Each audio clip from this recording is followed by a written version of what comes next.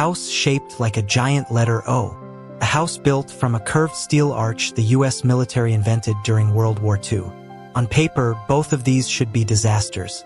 One traps a hole in the middle of your living space. The other looks like a tin can you'd store a tractor and not sleep in. But builders all over the country are pouring hundreds of thousands of dollars into exactly these two shapes, and once you see what's actually happening inside them, you'll understand why. Today, I'm breaking down both. Design 1 is a private courtyard barndominium shaped like an O. Design 2 is a home built from a real World War II Quonset arch. Stick around, because by the end of this video you'll know which one you'd actually choose to live in, and there's a twist in the middle that most people never see coming.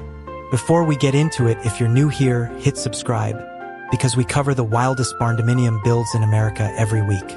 And drop a comment right now telling me, Design 1, the courtyard O, or Design 2, the curved steel arch, which one would you actually live in? I read every single comment, so let's settle this. Here's the thing nobody tells you about barndominiums. The whole category exists because people got tired of the same rectangle. The concept traces back to farmers who needed to manage everything on their property without stepping outside in brutal winters, and that same instinct, build it around how I actually live, is exactly what's driving both of today's designs. The courtyard instinct courtyard house plans exist to pull natural light and airflow into the center of a home while still giving the owners total privacy. People aren't building an O because it's trendy. They're building it because a courtyard becomes the symbolic and functional core of the home, the space where family life actually happens, sheltered from the outside world. The arch instinct and the Quonset side of the story goes back even further. The Quonset arch was engineered during World War II so buildings could be shipped flat, assembled fast by unskilled labor, and survive brutal conditions. 80 years later, that same shape is quietly becoming one of the most requested barndominium styles in America, and once we get to the safety numbers, you'll see exactly why. Let's start with the O. At a glance, it looks like 4 separate wings of a house awkwardly bolted together. But the O-shaped floor plan is built specifically to completely enclose a courtyard, creating a private outdoor space locked inside the home's center, invisible from the street, invisible from the neighbors, visible only from inside your own walls. What it actually looks like living there: walk through the front door of one of these and you don't hit a hallway, you hit glass. Rooms open directly onto the courtyard, blurring the line between indoors and outdoors and making the whole home feel far bigger than its footprint.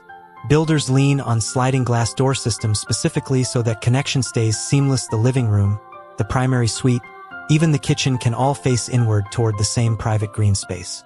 Why the shape earns its keep: this isn't just a pretty layout, it's functional architecture. Studies on courtyard geometry have found that a squared-off, fully enclosed courtyard layout is actually the most effective shape for balancing indoor lighting performance with usable space. In plain English, the O isn't a compromise. It's the optimized version of a courtyard home. What it costs now: here's where it gets real. The national average total cost to build a barndominium in 2026 sits around $230,000, with most 2026 builds landing somewhere between $140 and $200 per finished square foot. But an O-shape isn't a simple rectangle. Design complexity costs money. In any construction type, simple rectangles are efficient, and architectural shapes add labor and risk. An O has roughly a third more exterior wall, more roof valleys, and more corners than a boxy home with the same square footage. Run those numbers on a mid-size, roughly 2,400 square foot courtyard barndo, and you're looking at somewhere around $360,000 to $580,000 fully finished. I want to be upfront that this is a reasoned estimate built from 2026 national cost data, not one single verified property, since no publicly documented O-shaped barndo listing gives us an exact locked-in number. But even at the low end, that's not a small home. That's a serious investment in a floor plan most people have never even considered. Here's the surprising part. The O shape creates a problem most buyers never think about until it's too late. Water and wind have nowhere to go but in. The courtyard drainage trap: picture 4 roof lines all sloping toward the same enclosed center. Every drop of rain that hits that roof has to be caught, channeled, and drained out through the middle of the house, not off to open land like a normal home. Get that wrong, and your private oasis becomes a bathtub during the first real storm. Builders solve this with internal gutter systems and sloped concrete drainage running straight through the courtyard floor, but it has to be engineered before the first steel post ever goes up. The wind corner problem, and then there's wind. For wings meeting at inside corners means those corners can actually funnel and accelerate wind gusts instead of just deflecting them like a flat wall would. It's a real structural consideration engineers have to account for, and it's exactly the kind of unexpected challenge that separates a well-built O-shaped barndo from one that's going to have problems in 10 years. So yes, the O-shape works, but it only works because someone solved two problems most people never even see. Now let's flip to the complete opposite philosophy. Instead of 4 straight wings wrapped around a courtyard, Design 2 is one continuous curve, a literal steel arch, bolted together with no interior posts at all. Where this shape actually comes from, this design starts as an arch-style steel shell that gets shipped as a kit, curved galvalume steel panels, hardware, and engineered drawings, ready to assemble with a small crew and basic tools. And because it's a true arch, there are no posts, beams, or trusses breaking up the interior. You get a completely open, clear span living space. A real example of this floor plan. This isn't theoretical. There's a documented, real 2-story Quonset-Style Barndominium plan on the market right now, 2,490 square feet, 3 bedrooms, 2.5 bathrooms, with a loft and an open concept layout where the kitchen, dining, and living areas all flow into one another under that sweeping curved roofline. The primary suite sits on the main floor with a walk-in closet and en-suite bath, so despite the industrial shell, this is a genuinely livable, comfortable family home. The honest challenge of living inside a curve. Here's the catch nobody puts in the brochure. Your walls curve inward as they meet the ceiling. That means standard rectangular furniture, kitchen cabinets, even hanging a piece of art, all of it has to be planned around where the curve actually starts cutting into usable headroom. It's not a deal breaker.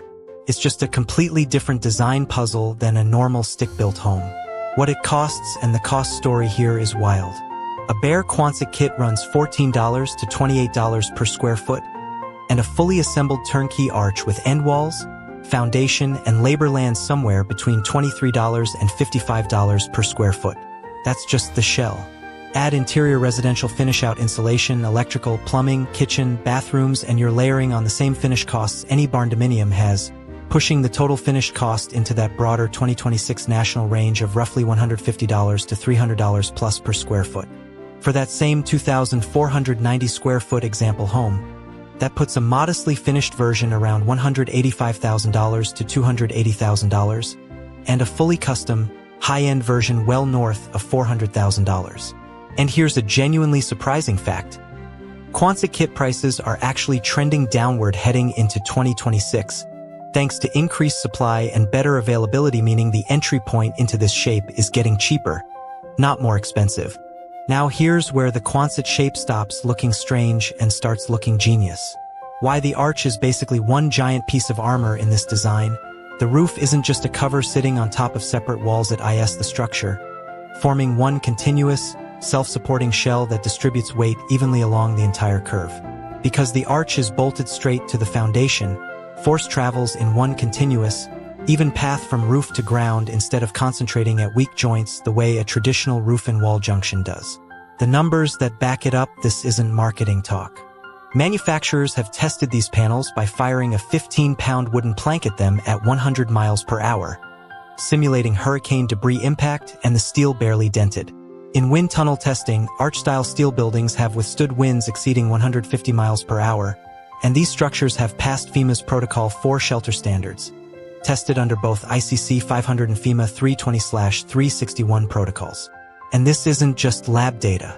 In real documented storm events along the Gulf Coast, Quonset-style structures needed little to no structural repair after winds exceeding 120 miles per hour, while conventional buildings right next to them lost roofs or had walls collapse entirely.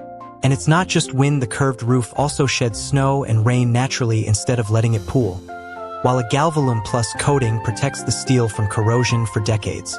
Put simply, the same shape that looks like a leftover military relic is, structurally, one of the toughest residential shells you can build in 2026. So here's the honest comparison. The O-shape gives you privacy, natural light, and a resort-style courtyard, but you're paying a premium for all that extra wall, roofline, and drainage engineering. likely somewhere in the $360,000 to $580,000 range for a mid-size build. The Quonset arch gives you one of the most storm-resistant, clear-span shells in residential construction, and you can get into the shell itself for well under $50,000, with a finished, livable home landing anywhere from the high $100,000s to the mid $400,000s depending on how far you take the finishes. One shape wraps around empty space to create privacy. The other shape removes almost every interior obstruction to create openness. They're solving completely opposite problems, and that's exactly why they both work. So which one actually shouldn't work, but does? The house shaped like a hole with a home wrapped around it, or the house shaped like a war-era steel tube? Honestly, both of them earn their place by solving a real problem most people never even think to ask about until they're already living with it. Now it's your turn. Drop a comment and tell me straight. Are you Team Courtyard O or Team Quonset Arch? And if you haven't already, subscribe because next week we're breaking down another barndominium design that shouldn't work. And trust me, it's an even wilder one than these two.